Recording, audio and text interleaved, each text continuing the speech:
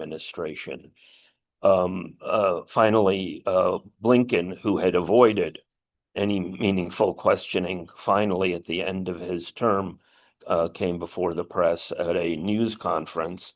But it wasn't really a news conference. He was making another speech. He gave speeches literally every day. And it was obvious to me that they were just trying to eat up the clock. And I chimed in with timely questions as he was speaking. And throughout this time, they were avoiding me like the plague.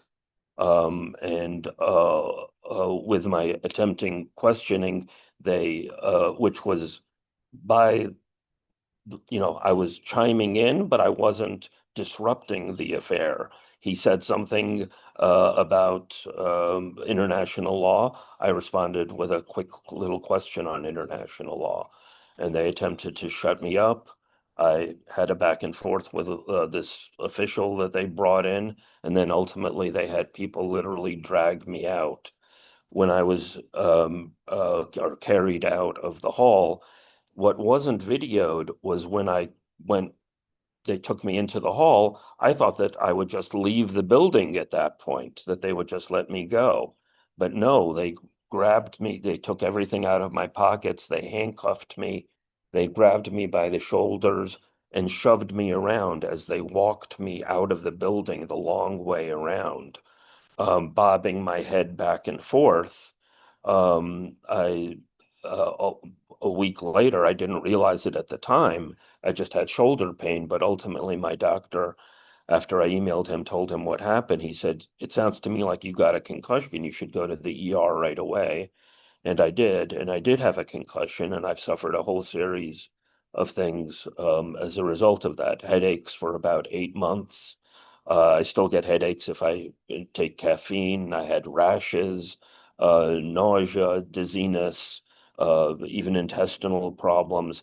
When you damage your head, you have all kinds of it's not like, if you hurt your arm, you hurt your arm. But when you get a concussion, it affects all different parts of your body.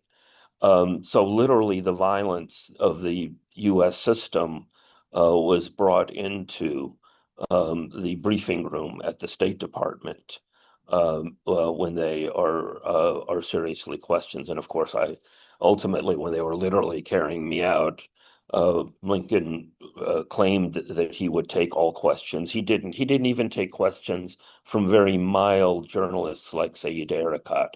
And I, shouted, "Why aren't you in The Hague?" I didn't break character. I stayed a journalist throughout the whole process, asking questions.